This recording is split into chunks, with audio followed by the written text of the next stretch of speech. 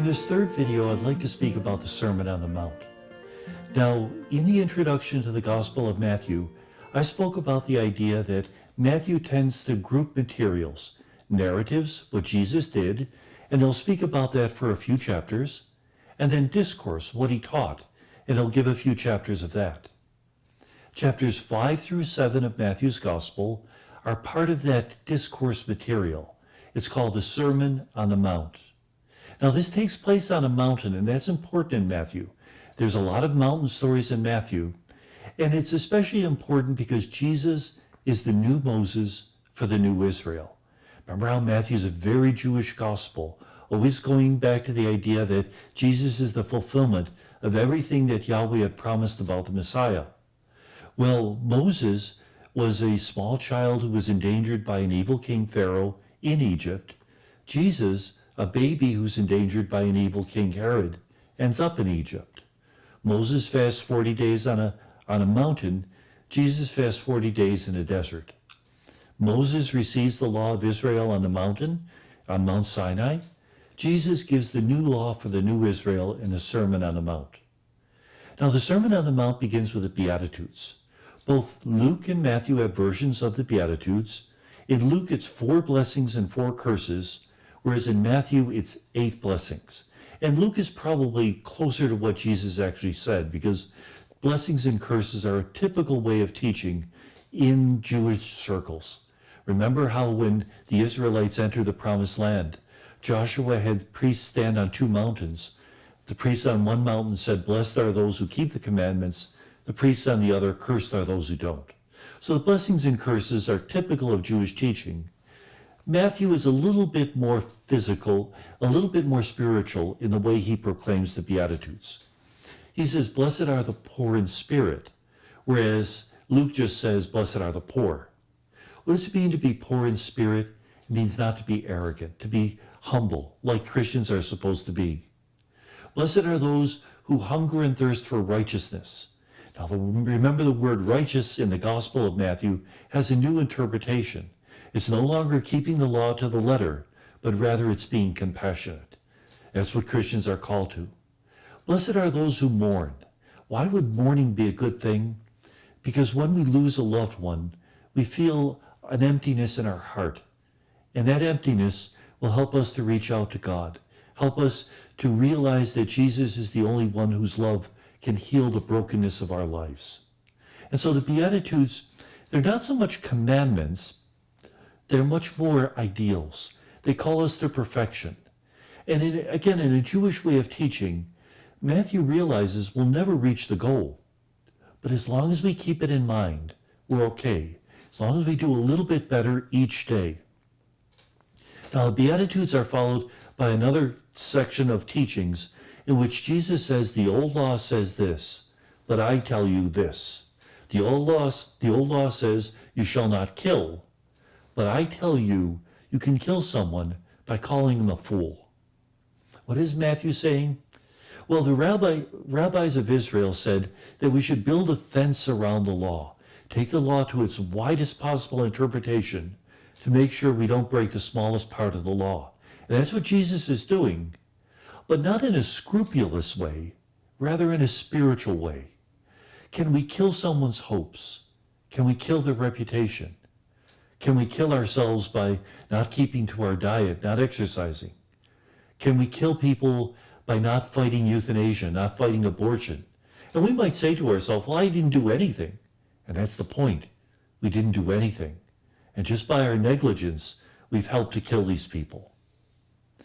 Notice also that Jesus says the old law says this, but I tell you. Jesus is giving a new law in his name. In the Old Testament, the only one who can give the law is God. Moses didn't give the law. He received the law from God. Jesus gives the law because he's greater than Moses. He's God himself. Even though in the Gospel of Matthew, Jesus never says that he's God. He uses the prerogatives of God. He exercises his divinity. It also says you shall not lust, because if you've lusted in your heart, you've already committed adultery. Here we have to be careful because we can can become a bit scrupulous. Does having a dirty thought once in a while mean that we're lusting? Dirty thoughts are things that appear in our mind. It's not things that we choose. What we do with the thought can be the sin, but the thought itself is simply a temptation.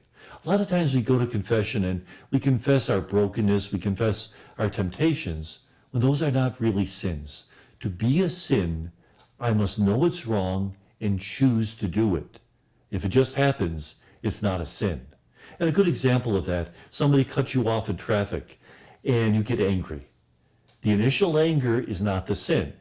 What we do with the anger, when we give certain hand signals to the other person, that will be the sin. Then there's a third section of wisdom sayings. Wisdom in the Old Testament was simply knowing how to live the good life. But as time went on in the Old Testament, they realized the good life is following the law of God, living like God called us to live.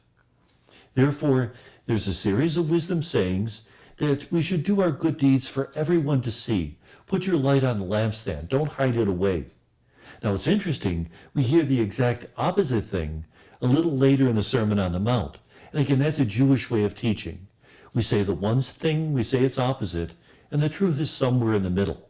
That's why we have to be so careful when we interpret the Gospels. Because if we interpret the Gospels as if they were written by an American, we're becoming fundamentalists.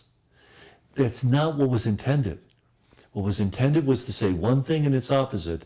The truth is in the middle. There's a great story of a couple that goes to a rabbi for counseling.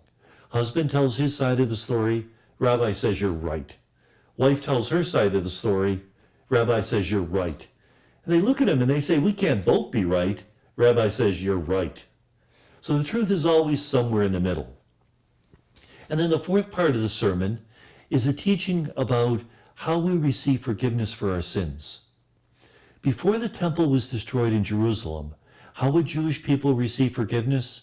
They would sacrifice an animal. And the theory was the spilling of the blood of that animal, blood signifying life, somehow was a transfusion of life to heal the death that we had brought into our souls through our sin. So there was actually a sort of formula for that. Once the temple was destroyed, Jewish people couldn't sacrifice anymore. So the Jewish people went to the rabbis and said, what can we do to receive forgiveness for our sins? They said three things: pray, give alms, and fast. And Jesus says the exact same things, but he says, do those things in the proper spirit. When you pray, do it in secret. Now again, we just heard that we're supposed to set our lamp on a lampstand, do it in public. Which is it? And of course the answer is yes. It depends on the reason why we're praying. If we're praying so that other people think that we're saints, then maybe it's better to do it in private. If we're praying to give witness, even if people will make fun of us, then do it in public. When you give alms, don't let your right hand know what your left hand is doing. And again, don't interpret that too literally, because there are times that we should give alms as an example to others, that everybody should chip in. But if we're doing it again just to be thought highly of, we want a bronze plaque in the front of the church that we donated so and so much money, better to do it in secret. And when we fast, we should do it in secret, not make a big deal of it. Now, why do we fast? To teach ourselves how to say no when that's appropriate, because there are certain situations in which we can't have our cake and eat it too. To make up for the sinfulness that we've done in the past by placing God at the center of our lives. To put food in its proper perspective, because we so often misuse food, especially in an American culture. We eat what's fatty, what's filled with sugar, things we shouldn't eat. And that gets us into trouble. We are also fasting to be in solidarity with those who don't have enough to eat. Now, we should send money to the poor for what we didn't use to eat, but also, even if we don't send the money, we're sharing in their pain, and in some spiritual, mystical way, we're lightening their burden. And finally, Jesus says we should fast because we're mourning the passing of the bridegroom. Jesus is the bridegroom. We mourn the fact that he died out of love for us. That's why we fast on Ash Wednesday. That's why we fast on Good Friday. And we should think about fasting at other times of the year as well. Now, we can also fast from our favorite activities, like watching TV, from swearing, from being negative. Those are also good ways of fasting, giving up things to create an empty space in our heart. And we fill that empty space with the love of God and the love of our neighbor. And may God bless us.